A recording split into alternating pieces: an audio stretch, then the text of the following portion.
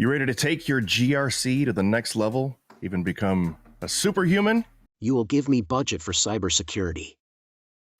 Okay, maybe not a Jedi or that kind of superhuman, but today we're going to be talking about using AI, not just ChatGPT, even though we're going to be using that. I know some of you are getting sick of hearing about ChatGPT and some of the other things, but it can really be used, and all these AI tools can really be effective tools to almost give you superhuman powers when it comes to doing your cybersecurity job, such as especially in GRC, writing code. And that's what we're going to talk about today coming up.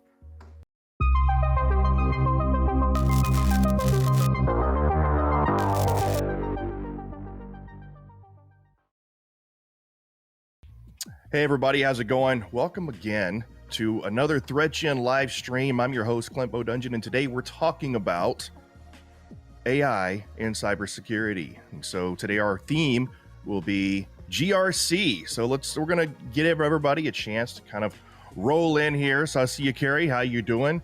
Alex, good to see you. And let's see here. Yep, that's right. Oh no, it's Clint. And yes, I have the hat on still. I tried the no hat man thing, and you know, it really upset Alex, I think, and a lot of other people. They just weren't used to seeing me without the hat. So here I am, hat man once again. So anyway, let's jump into this. We're going to be talking today about using GRC or using AI to enhance GRC. This is going to be a multi-part series, and so far we have 3 scheduled. We're going to be doing GRC, penetration testing and vulnerability assessment, and SOC, or security analyst or security analysis. And so that's what we're going to be talking about today is GRC. And we are going to be using mostly ChatGPT, but I'm going to show you a bunch of alternatives because there's been some caveats with ChatGPT. There's been some issues. There's some things coming up. And so one of the things I wanted to show you before we get started was this cool little tool. Let me go ahead and share my screen here. All right. So before we get into that, the intro video that I showed everyone was just a little fun little thing that I did using AI. So let me just show everybody that again real quick. And I'm running solo today, as evidenced by my little botch at the beginning of the stream where before the logo, it showed me just looking at things. And so still learning how to work all this solo. I'm now on my own production crew today. So anyway, let's take a look at that little video that I showed earlier. Give me budget for cybersecurity. So that's something that I did completely with AI, and there's this tool called, and this is DI dash, what is it called? Studio. You go to Studio. I didn't put the caption in here, but it's studio.d-id.com, or you can just go to d-id.com and sign up for a free account. And what this does, and this, again, I'm just gonna let everybody know, this literally has nothing to do with what you would do for the GRC, real stuff like that, unless you really do think that Luke Skywalker could actually use the Force and get you that budget. But you go to create a video, and what I did, I created this image of Luke Skywalker in Midjourney, because you can create things here, but it doesn't. These images it creates doesn't really work that well. So I went to choose a presenter. I created an image of Luke Skywalker in Midjourney. I was happy with the way it looked, and then you click add, and then you can upload an image. And people have done this with like images of Luke Skywalker, Albert Einstein, George Washington, just tons of Gandhi, and this will do like this Harry Potter like animation of the portrait. And so you can type in whatever you want here. So every word you just said was wrong. And I found this they have a bunch of different voices here, and I found that the voice that sounds most like Mark Hamill was this one here. And so every word you just said was wrong. I don't have my sound, but anyway, I don't have my sound coming through for you. But you just type it in there, you click generate video, and it does just what you saw there. In the intro with Luke Skywalker saying, "You will give me cybersecurity budget." That it animates still images like this. So that's pretty cool. Anyway, that's just a little novelty trick using AI, little different things you can do to play with that. So, but first, let's talk about, and looks like, you know what? This is perfect. We actually have a comment here that is very relevant to what we're talking about today. So Professor Black Ops says, facts. I use it every day for GRC. NIST 853 and IRS Pub 1075. ChatGPT is the truth. So that's what we're going to be doing. We're actually going to use 853 today, ChatGPT, to talk about 853. There's a lot of tricks. Now, there's some stuff that I learned. I've been, as one of my analysts, Greg, says, I've been a ChatGPT fanboy. And I guess it's kind of true, but I do truly believe in the power that these AI tools now that they've evolved to this level of, I guess, complexity, and they've advanced to the point to where they actually do pretty realistic language translation or language generation.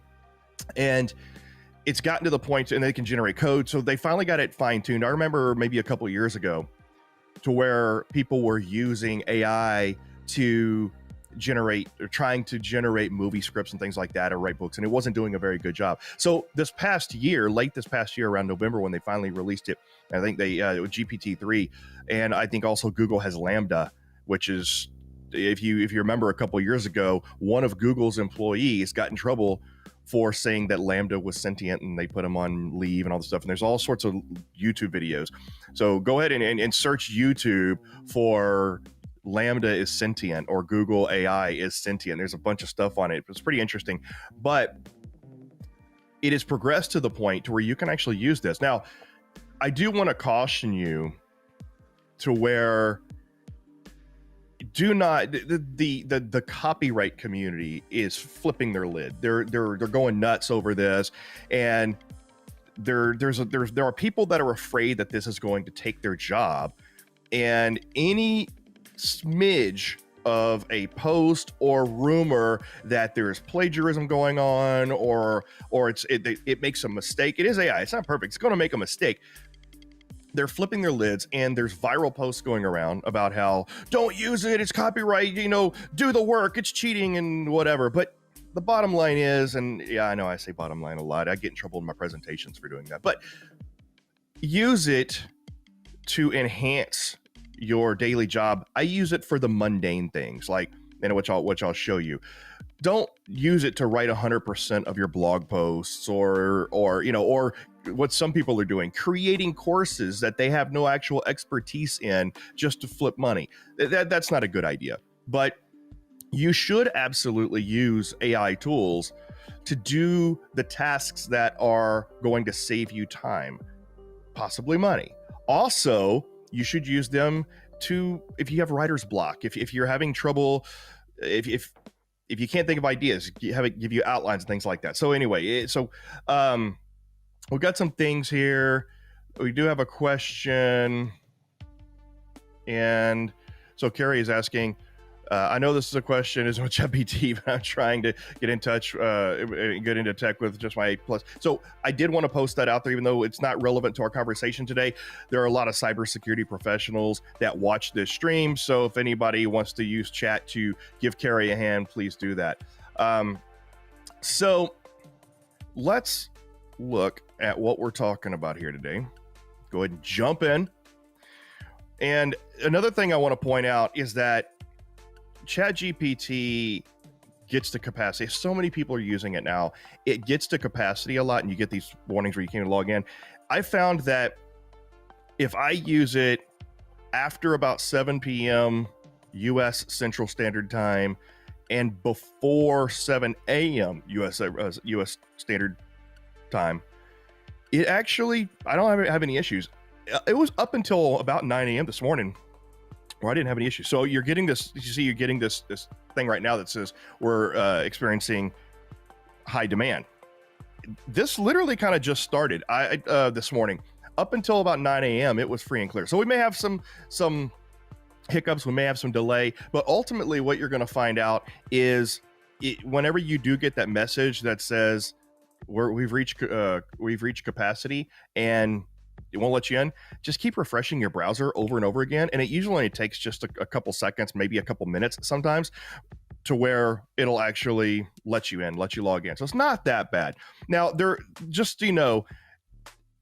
are alternatives. If you're in a pinch, and if you really, really, really need the immediate answers what it's doing, you can also just go to the OpenAI playground. You can go to openai.com, sign up for an account, and go to the playground. Hey, what's up, InfoSec Live? I think that's Simon behind the InfoSec Live. You have the link. Simon, jump in today.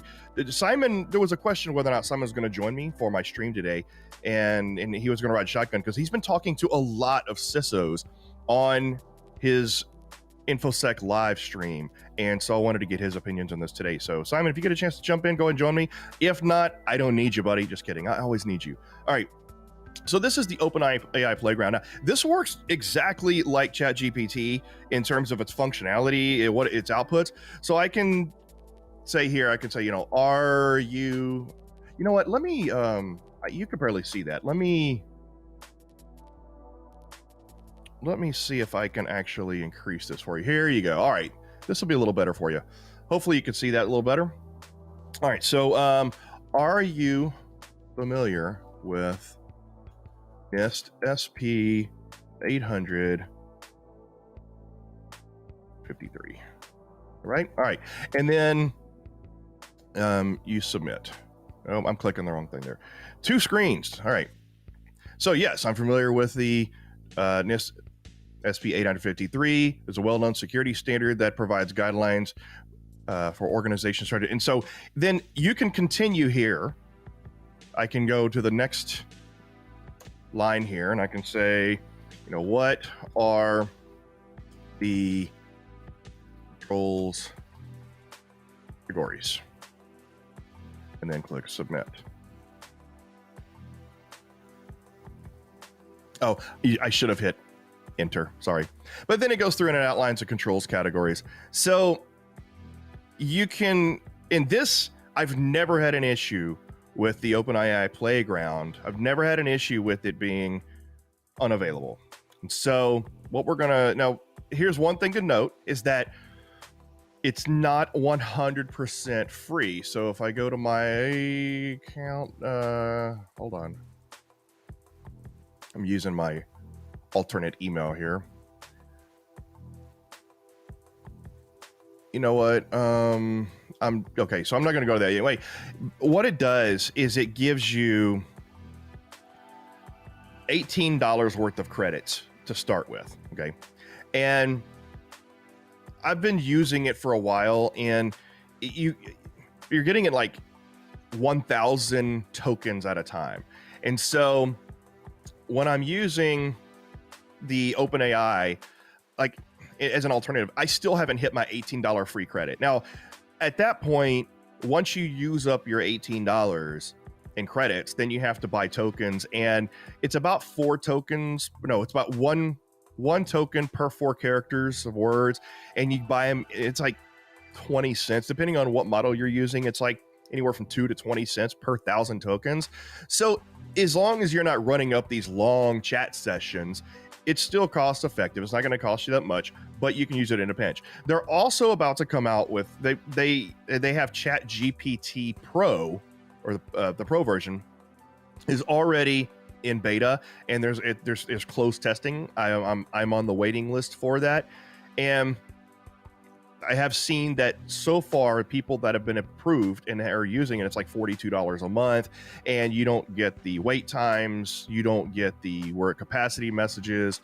So for those of you that are relying on things like ChatGPT for your daily jobs, there will be an option out soon. And also I spoke to some people off stream here and offline that some of the most recent standards versions after 2021 aren't represented because the ChatGPT 3 and even the OpenAI GPT-3 training data is only through 2021. So they're about to come out with ChatGPT 4 and the next version of GPT as well, which will have, I think, updated training information. So you should get some of the more recent versions of these standards. But so I did some playing around with this already, and let's talk about. All right. So, for example, before we get into the standards, let's talk about ChatGPT's ability, or OpenAI's ability, to do something like generate cybersecurity policy. One of the core tenets of a cybersecurity manager or CISO, one of the first things that you should be doing or you're tasked with is generating a cybersecurity policy. And yeah, okay, there we go. Let me zoom in here for you. I see Simon is in and waiting in the wrong one. All right, there we go. All right, hopefully everybody can see that good enough.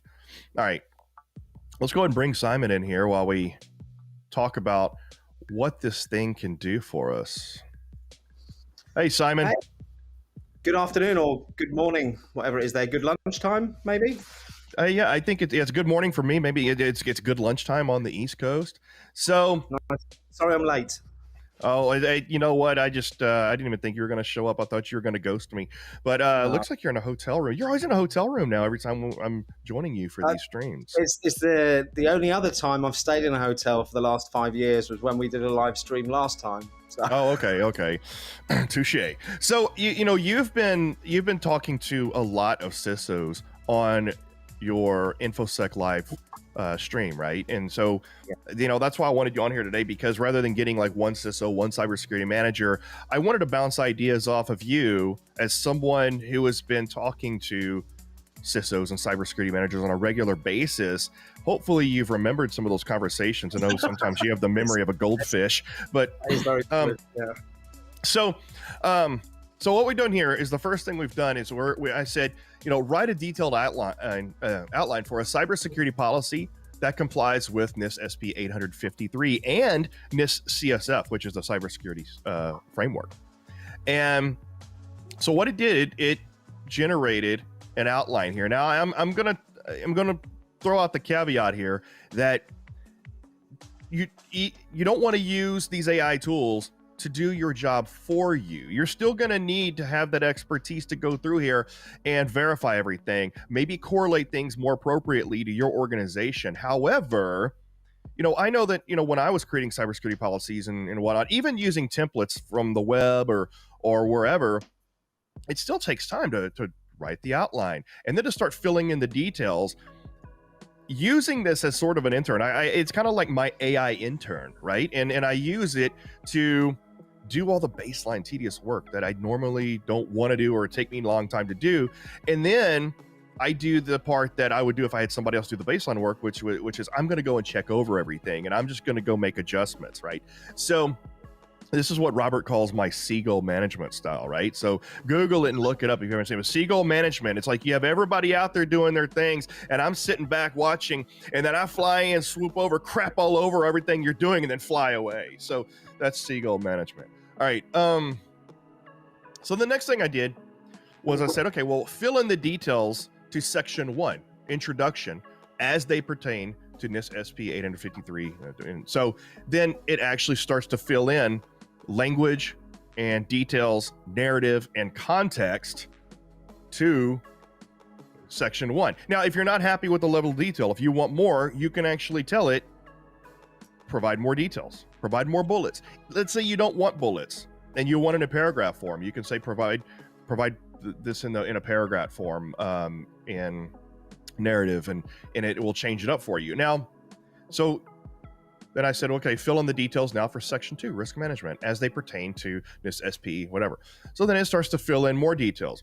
And this actually goes through and pulls context and data from the standard and then puts it in the form of your cybersecurity policy. Now, like I said, you're going to have to go through and maybe adjust this and look at it, but it starts to give you the baseline and starts to fill in all of the details. And again,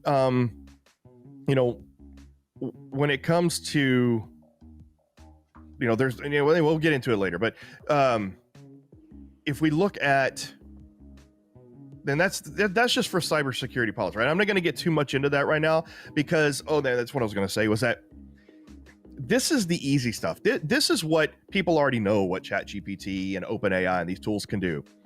What we're about to show you is I'm going to show you some stuff that you probably didn't know. And what I was saying earlier before I interrupted myself and digressed in the introduction was I've been doing this for quite some time. Back earlier when I was talking about, what the value of using these tools are and how to use it and how not to use it or what you should and shouldn't do. One of the things that I've been doing is I've been obsessed with this. Like I said before, like Greg says, I've been a fanboy, and I have been obsessed with figuring out how to use this because I firmly believe that either you learn how to use this stuff to enhance your abilities in your job, or you're going to get left behind with the people that are. And so one of the things that, where is it at here? One of the things, I know we're going to talk about this one next, but one of the things that people already know is like how to use it to generate these things. But one of the things, as I've been learning through my obsession for YouTube videos and instructionals and everything, has been these techniques that blew my mind that I didn't even know about. And so I'm just going to run through this here real quick before I get to the fun part. And so, here we see, create a write a detailed cyber incident response plan. So, a cyber incident response plan is this and this and this. And then it kind of says, okay, here's all the basic steps to do an incident response plan. And then I said, okay, write a detailed outline, because it didn't write a plan here. It just kind of outlined the basic tenets. And then it said, okay. And then I said, well, write a detailed outline for a cybersecurity incident response plan. And so then it starts to actually write the details of an outline. I'm like, okay, well, that's cool. And if you remember a few streams ago, Jerry Ozier and I were doing a tabletop exercise, sort of, or playing Red versus Blue with ChatGPT. And when we got to the incident response part, it gave us this very comprehensive, detailed list of this is the things you should do in incident response. And I was pretty impressed with it. And so that's what kind of gave me the idea of, man, you could use this to enhance your GRC abilities. And so it goes through, and here's a very detailed outline of an incident response plan. I mean, this is something that would take me time to go research the web if I were starting from scratch and create this outline. Then you could do the same. Go ahead. Clint, you hit the nail on the head earlier. There's lots of people out there worried about it being a threat to their jobs. I mean, you go back to, call it your personal assistant, call it what you want. I look back to when I used to have a team of paraplanners who put together reports for the advisors in my organization. Even once they'd put the reports together, the advisor, the specialist, would still have to take the time to go through it, which is effectively what you're doing now. And I think the danger, as you said, is to get left behind. Those jobs are going to change exponentially over the next few months, where you're going to need to integrate this into what you do, or you're going to be wasting so much time. Yeah, absolutely. Now, my wife said that, the other flip side of that, playing devil's advocate, my wife said, then you're going to have these overzealous managers now that are going to expect you to be using it. And now they're going to say, I need this done in 6 hours. It's something that would take you 6 days to do. And so for a lot of people, it's going to be forcing people to use it out of attrition. But all right. And so Bruce said something here very interesting that I'm going to get to, which is, so just put this in your mind. So Bruce said it's quite effective at mapping across various security controls frameworks, e.g. Compare and contrasted controls for system hardening in terms of NIST 853 and NERC SIP standards. I'm going to show you something really cool here in a minute on that. Okay. So then with your incident response plan, you could do the same thing we do with cybersecurity policy. You could tell it to, for example, introduction, let's go here, preparation. So, okay, you can tell it to write the details for the preparation section. So I can actually go here and then I can say, okay, write the details for the I can't type and stream at the same time. Good thing I'm not chewing gum.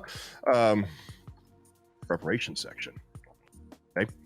And we'll see how congested it is. I did a lot of this ahead of time because I already expected that we're going to be experiencing some network congestion communicating with ChatGPT this morning. So we'll just see how that goes. No, well, while that's thinking, I might end up having to time it out and restart it. It is getting pretty bad during the day. During US business times, it gets pretty choked up. But like I said before you got on the stream, Simon, like I told everybody, if you do this, I see there it goes. This takes a while. If you do it between the hours of like 7 p.m. and 7 a.m. US time, there's no issues. There's no problems. I mean, to be honest, like Kerry said earlier, I've really, really struggled to get on the normal ones so much that I'm using the beta playground version for my files at the moment. Yeah, and like I said, I just remember, if you do it after 7 p.m. U.S. time, before 7 a.m. U.S. time, it's a lot easier to use. So just keep that in mind. Well, you need to change your hours. We've got a foreigner working for us, and he adjusted his hours so that he can be available during business hours, our business hours. So I would expect you to accommodate me as my friend, Simon. I will. I'll do that for you. I will do that for you. Okay. My wife and I are staying in a hotel tonight. I'll see if I can stay up and have a play on it later. I don't know if that's gonna. I don't know if she's. Yeah, she's. I bet she's there in the room with you, and I bet you're getting side eye. She is. Yeah. Yep. I'm sorry for suggesting that, Mrs. Lindstedt. All right. So anyway, as you can see here, it's really fleshing this thing out. So now, is this going to provide all of the detail that you need? No, because it will limit the amount of data that it's going to put in this one stream. Now, I have found that sometimes it'll stop. Like it'll stop generating. It won't give you the complete generation, and it'll just go to the prompt. If you know it's incomplete, you can simply type the word continue that generation or continue, and it'll keep on going. So it does it on extremely long prompts. Now, here's where you can see where using, see, there you go. It networked and it was an error. Now that's because of network congestion. So, but you can regenerate the response. You can go and you can refresh, and yeah, we're just getting a lot of network congestion. And it may also have to do with the fact that maybe I have gigabit Ethernet, but maybe, or gigabit network connection, but who knows? So, and that's fine. I'm not, you get the point, right? The one you prepared earlier, Clint, I'm sure. What's that? I'm sure you have one that you prepared earlier. Yeah. So, and that's what we're going to do. I just wanted to demonstrate to people, how thorough this thing could be. So because I had to restart it, I lost the session that it was producing. You could tell it to regenerate that response. Not that big of a deal. Again, you can use the playground. Now, I did want to point this out, that if you're using the playground, once you get past your $18 credit, every single thing in this session is included in every single submission that you send through the playground. This is all tokenized every single time, over and over again. So all of this, every single, so take the number of characters, okay? The number of characters, divide it by 4, because it's about 4 characters per token. And that's the amount of tokens that you're using, okay? And depending on the model, that can be anywhere from 0.002 cents per token or 0.2, 20 cents per token. Now, all of this is tokenized. Now, when I submit it, like just as I did before, it started writing out all those details. Whenever I tell it to write the section 3, it's not just going to submit the tokens for my new submission request and the new output. It goes all the way back to the beginning of the session, my new and request, and Oh, sorry, Simon. I heard myself. It was anyway. Where It's going to go all the way back to the beginning of the session. Count the tokens from that beginning and all the new information. So it's exponential. Okay, so just be aware of that if you're using the non-paid or the paid version of this. And so, all right, let's move on. All right, so this part blew my mind. So I went to check to see what it knew about NIST SP 853, just as Bruce mentioned, and as we just saw in the playground. So it listed all of the requirements in the groups and the categories. Then I said, okay, what are the actual controls for Part 1 access control? And there it goes. It literally, I just noticed something. It looked like, I may have lost, hold on, one of my, we'll see. Yeah. It looks like I lost one of my prompts. So we're going to have to start from scratch. You know what I'm talking about, Simon. The audit. Yeah. It looks like, oh no, there it is. Okay. Whew. Okay. All right. Because that's what blew my mind. All right. So it lists all of the controls. Okay.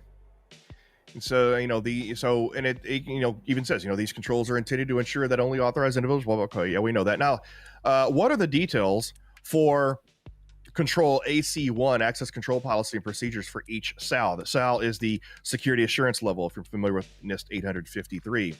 So then it actually tells you, okay, it explains the controls, and it explains all the different control levels for each security assurance level. Now, okay, then can you ask me, and then this is where it comes useful, right? Anybody who is in GRC and knows these standards and is using these standards, okay, this is useless, right? Big deal. I can read the standards and figure all this out. But you can use this to drill in and actually help you with things like figuring out security assurance level, right? So can you ask me the appropriate questions to help me determining my security assurance level based on my answers? Sure, here are a few questions that may help you determine your security assurance level for this particular control. So then it'll ask you all of these questions that you can answer. And then you can actually go through and answer these questions, and it'll tell you what your security assurance level is for that control, right? So now you can actually start to aggregate all of this. You can have it create an entire questionnaire, or you can even have it do a simplified questionnaire to determine your basic overall. For example, I'll show you that in a minute. One of some of the best options for trainings. And anyway, just go through and you can start asking these questions, and it uses its knowledge to correlate things and aggregate. So you could use it as a cybersecurity expert or a NIST 853 expert. So for example, you could even say, can you ask me high level questions to help me determine my overall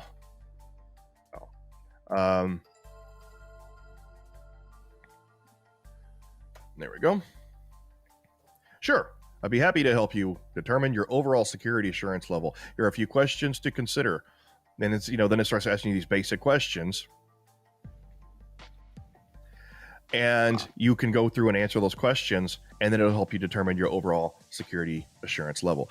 Now, I want to point out that some of you are probably already screaming at me. There is already a tool that does all this, and it's free, and it's put out by CISA. It's called CSET, right? So Google, I'll show you. I don't have it. Just Google CSET. It's the, I think it's Computer Information Systems Assessment, self-assessment. If somebody can go grab me a link to the CSET tool. It's a self-assessment tool, cybersecurity self-assessment tool, I believe it's called, or something like that.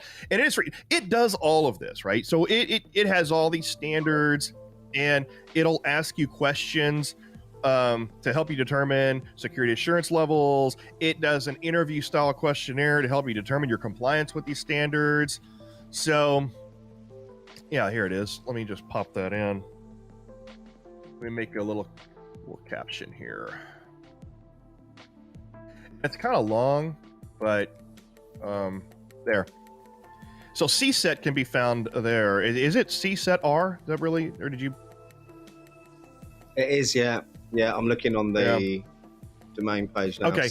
So anyway, it's a tool, but what it doesn't do is it's not going to provide that correlative expertise, and it's also not going to do these things. Okay. So let's look at the next thing where this can really help you.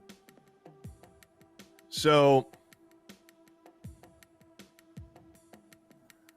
this is what literally blew my mind. So act as a cybersecurity GRC. Now, this is a very important prompt for ChatGPT or OpenAI Playground, telling it to act as something. Okay. Act as a cybersecurity GRC auditor for NIST SP 853. You are auditing my cybersecurity program. Let's begin by introducing yourself, explain how the audit will proceed, and then begin asking me questions. You will ask me a question. I will respond. You will remember my answer. You will only respond by asking me the next question. You will only ask me, and in this case, just because I didn't want to make this 2 hours of prep for me, I said only 10 questions. So that's going to severely limit the scope and the context here, but just bear with me and let's pretend.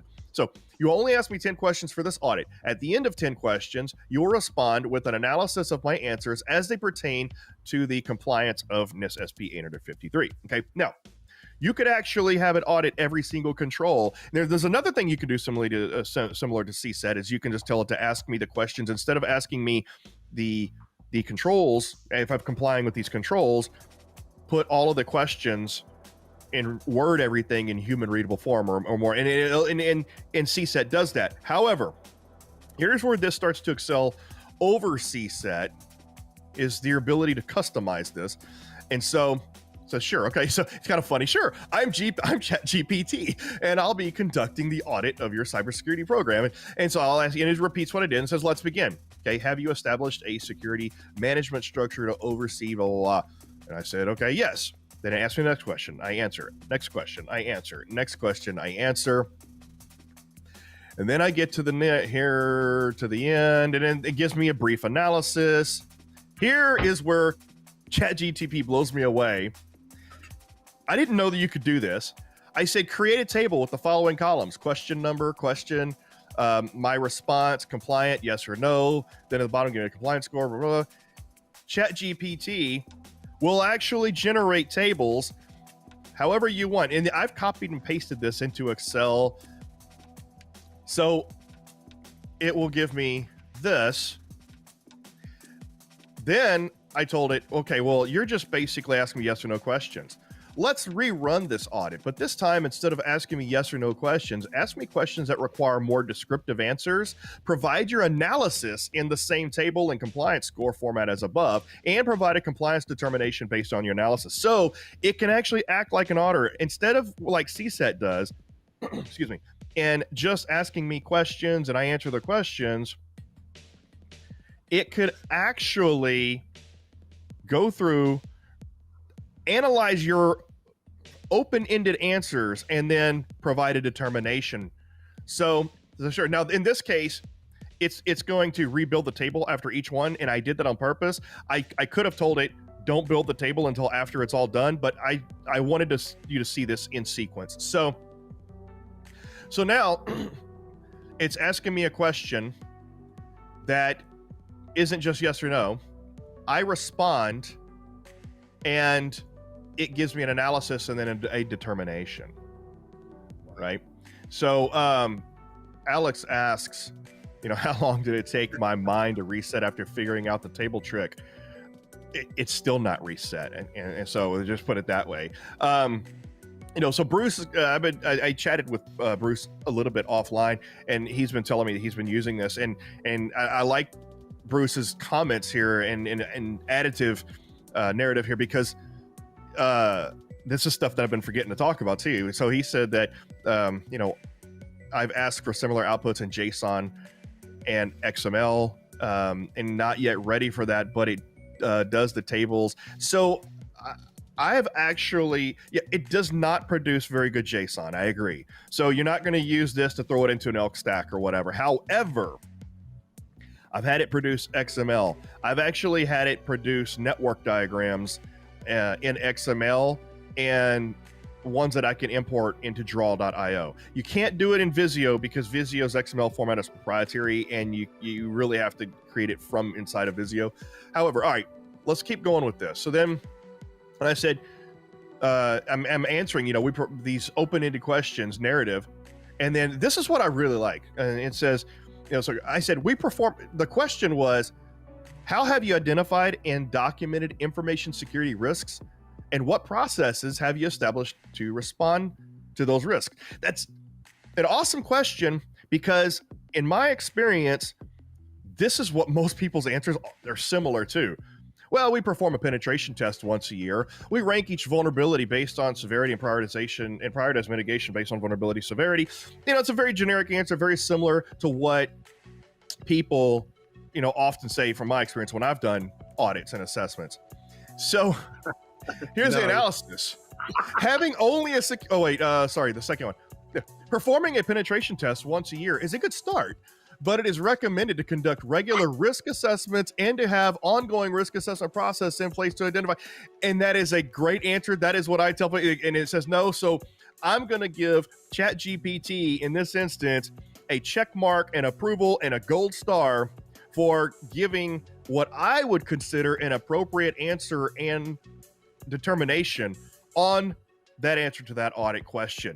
So I would say that you could absolutely use ChatGPT with properly worded prompts and going through the steps properly to be able to do a pre-audit or give yourself at least somewhat of a determination on how you may pass or fail a real audit, and now I wouldn't take this as gospel and say that,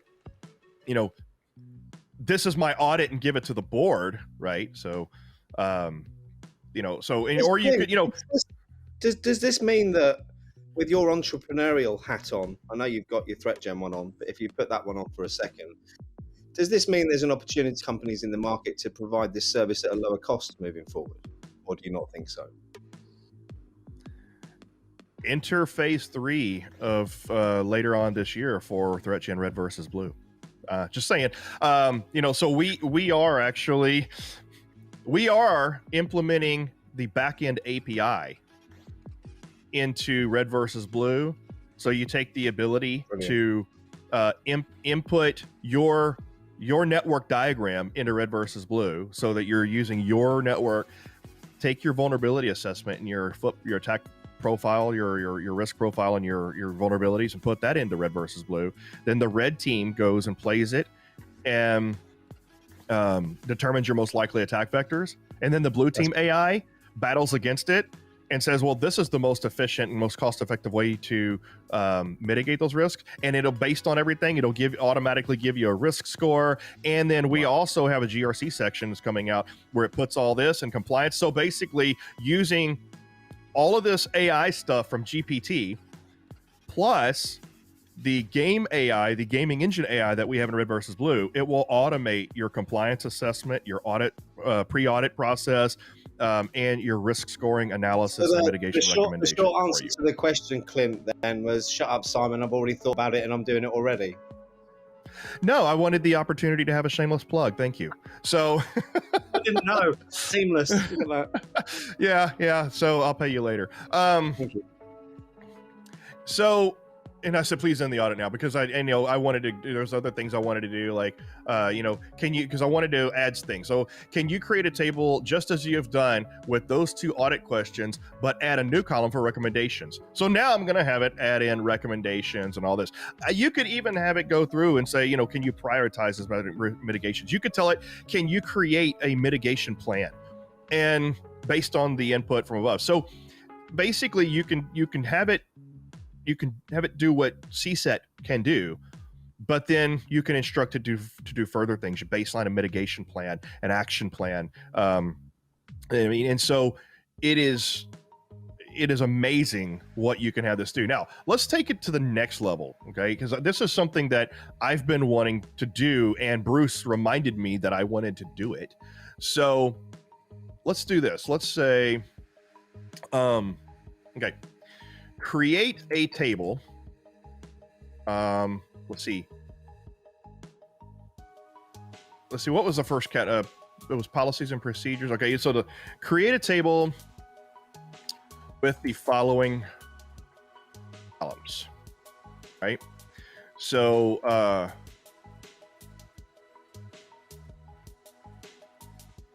we're going to say NIST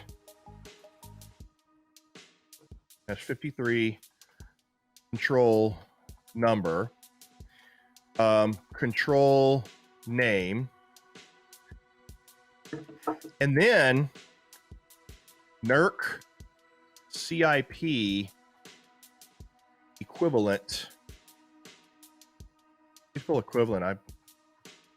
A-L-E-N-T. Yeah. I can't spell. It's because you're American, not British. Football. Yeah, but at least we know how to play football. At least we know the difference between chips and crisps. Yeah, cleats and boots. We could be here all day. Yeah. All right, pissed and drunk. All right, so all right. No monetization for your YouTube channel for this one now.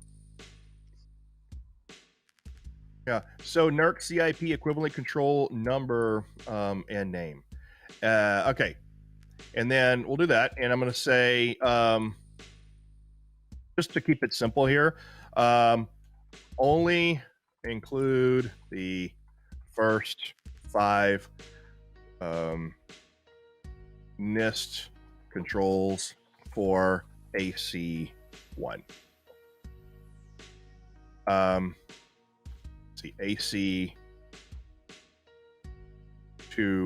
and AC. See, it's the network timeout. Hold on. So I'm going to copy this. If that happens, let's copy that. And we're just going to go here. We're just going to reload this. All right.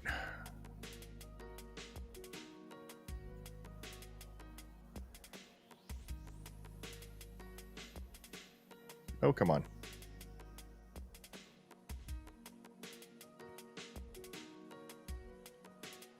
All right. All right, let's try to do this again. Get my coffee while it does this. Now, this is what Bruce was talking about, I think, being able to map across controls. This is something I did back in the day. And so you can see it starts to build it. This is something I did a long time ago. I mapped about 10 different controls. That's interesting. Okay, there you go. So I mapped about 10 different controls, and one of ThreatGEN's co-founders and Red versus Blue co-creator Aaron Shabib, we did this together, and going through and we created spreadsheets of all these different controls and categories, and it took a long time of manually referencing all this. Now look, okay, so it did this. So AC1, AC2, I think it misunderstood my point. Okay, it misunderstood. So let me redo this. Okay, let me do this. Include the first 5 controls for each of AC 1 through AC-5. And we'll see if it'll do that. Okay. And that's a good point. You know, you really kind of need to look at how you're doing your prompts. It's taken a lot of time to learn how to do all these prompts. See if it does it properly. AC1. There we go. If you find out it's going down the wrong path, you can tell it to stop generating and then redo it. So there you go. So now it's cross mapping everything from NIST 883 to the appropriate CIP or NERC SIP controls. Now, some of you may be thinking, well, yeah, but there's already stuff that has done that, you know. But what if I want this done specifically? Okay, now here's where the power really starts to come in, right? Okay, so now I'm going to say, okay, add in another column with the cross references for ISO 27001. Do that right? Okay. Oh, it's still going. Sorry. Okay, but I'm going to tell it, okay, add in another column with the cross references for ISO.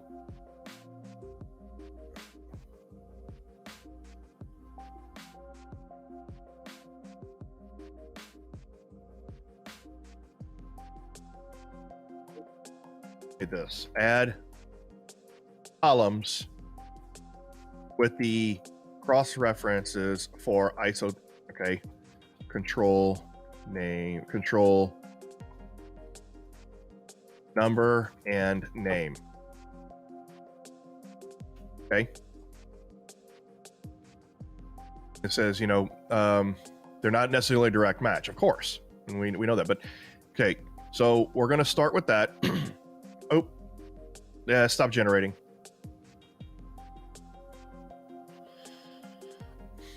Unfortunately, I couldn't. So there, and this is some of the issues, right? Unfortunately, I cannot create a table as you have requested, but here's the information you asked for. So the prompt wasn't quite right. We know it can create a table from before because it just did it. So we'll have to say, okay. So we'll say, okay, let me ask this. Are you familiar with ISO 27001? I was just going to say, Chris has jumped in the chat, mentioning the ISO controls being behind a paywall. He's the third person to mention that in the last week regarding ChatGPT. So this will be interesting. Oh, okay. Well, I didn't realize that. Well, let's see. Yes, I'm familiar with it's widely recognized information. Okay.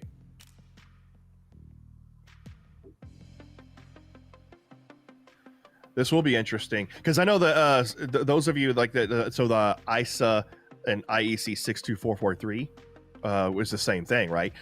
Okay, so using the previous table, add columns for the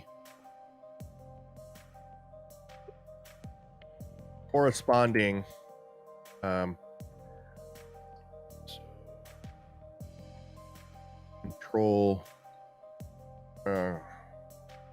controls. I suppose this is what you've had to play around with, Clint, is knowing how to word it using the right terminology. Yeah, exactly. So this will be interesting. Maybe, okay, so it cannot create that. And a table. Yeah. Oh, hello. I wonder why it can't create in a table. Yeah, so I wonder if it is. Chris mentioned trying 27002 because there are some NIST mappings that might be scrapped online. Well, see, it is giving it you here. Yeah. Why can't it turn that into a table? Okay, well.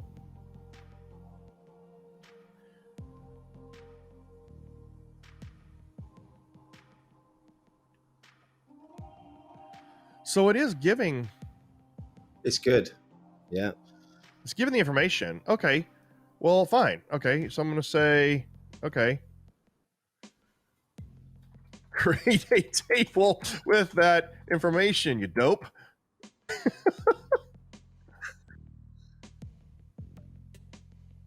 Oh, I'm a text-based AI model. I'm not capable. I don't have the capability to create tables. Oh, there. Oh. Well. So what did it say at the end after it said it couldn't create tables? However, I'm going to do it anyway, or Wait.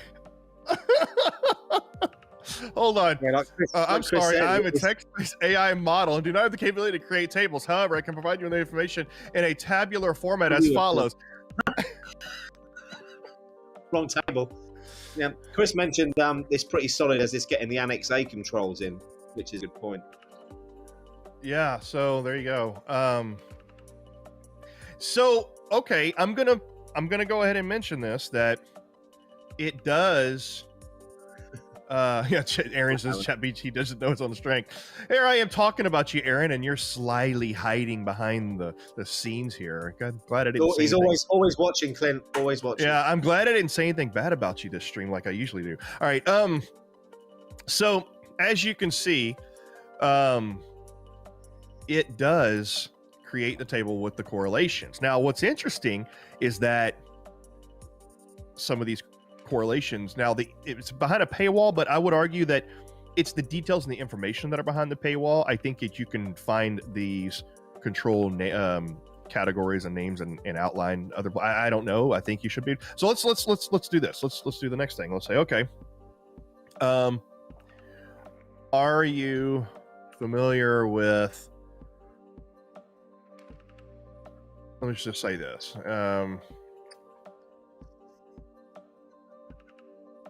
IEC 62443. Wrong one. This will be interesting. Because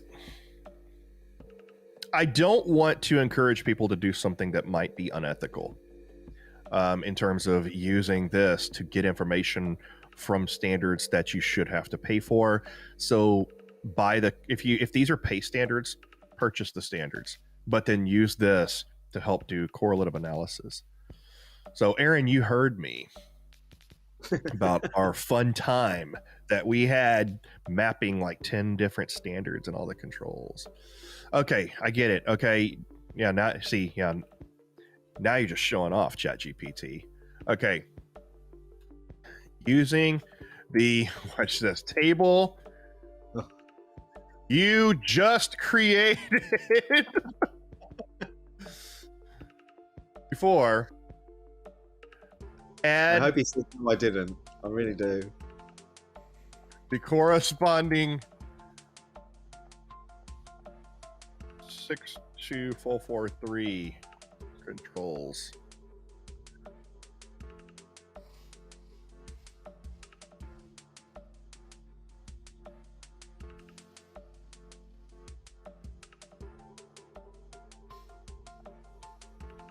Come on, what you got?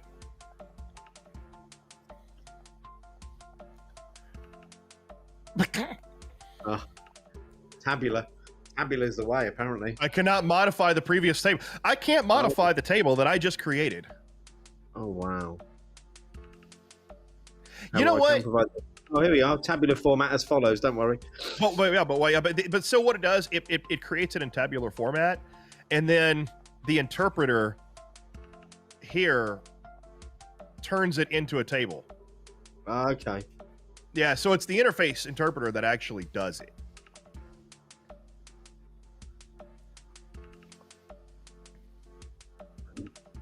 So now, a few days ago, it wasn't telling me this. I can't do this, but I'm going to do it. They literally just updated. They pushed an update to ChatGPT like 2 days ago, and the update was that it provides more factual information. So maybe that's what it's doing. Instead of just saying, "Yeah, here it is," it's letting me know, "Hey, I'm not actually creating this table. I'm just giving you the tabular information, and the web interpreter is creating the table." Maybe it's ChatGPT's get out of jail free card. Yeah. So, and we're almost running out of time. Technically, we're out of time, but I just want to show you one more thing. All right. So,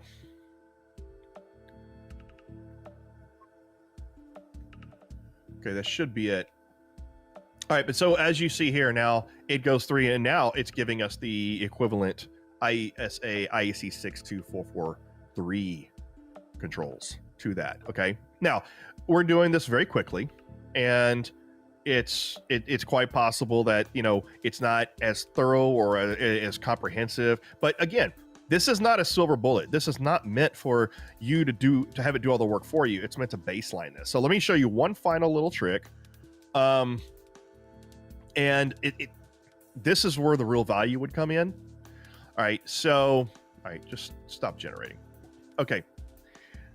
It's probably, okay. I'm going to have to do a little trick here. Okay. All right. So act as my CISO and assume we have a cybersecurity policy. So I had to throw that in there. Otherwise, it's going to tell me, I don't know about your cybersecurity policy. So what you would do, you would copy the text from your cybersecurity policy. I would do it section by section. Copy each section of your cybersecurity policy in and paste it so it knows about your cybersecurity policy, and then do the following. Okay. Add columns.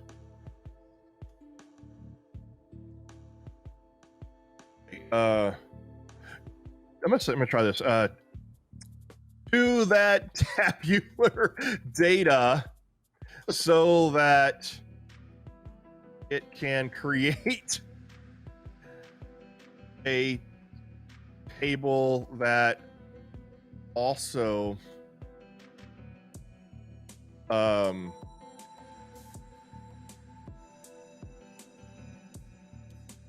represents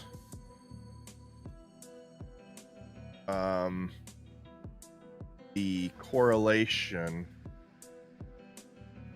to between these standards and my cybersecurity policy. Add another column just because add another column. Add another column that makes a determination on whether or not I am compliant with the standards for each control.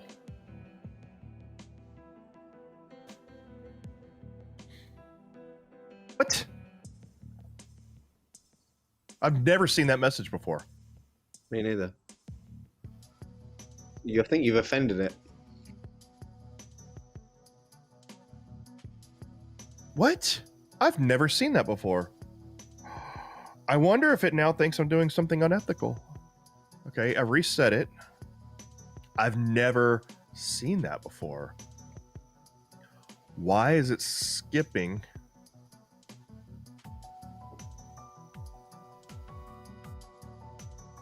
Can't see anything on Google. It seems like you're unique for this error, Clint.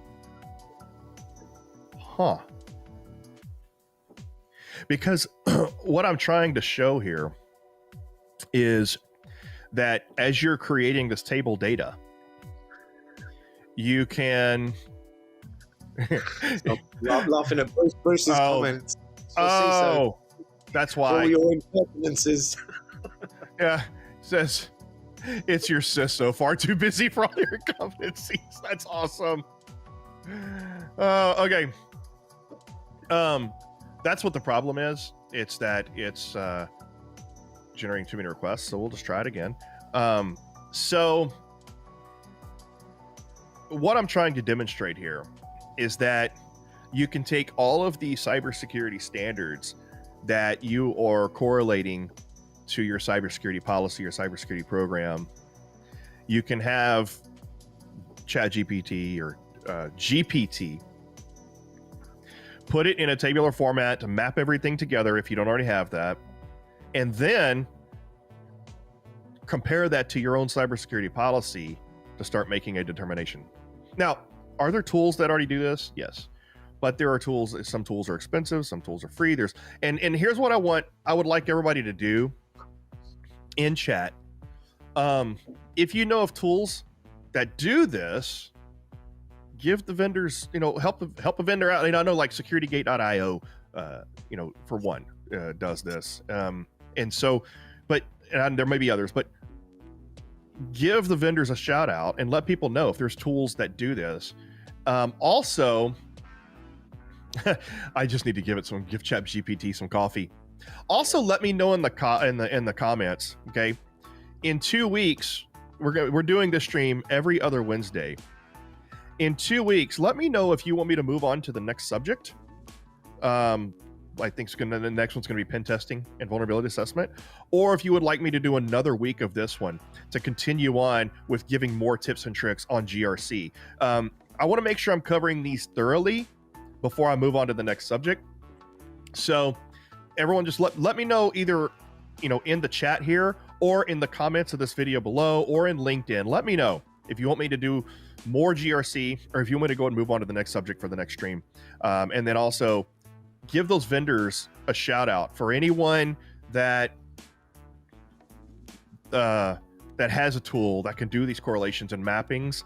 And that's another reason why I might want to do another GRC episode, because if there are tools that do this sort of thing, there's still a whole list of things, because we ran over time and we're out of time here, but there's a whole list of things that we can still use these tools. And there's more tools I didn't even get to talk about yet about what we can do to help with GRC. So I'm gonna let people kind of comment and I'll make a determination and I'll make that announcement next week. Next week we have another stream with Red versus Blue with Jerry, so we'll be on for that one. So Simon, I know that I brought you on here and I did most of the talking and didn't shut up, but you you had some thought-provoking questions, but I always enjoy having you here.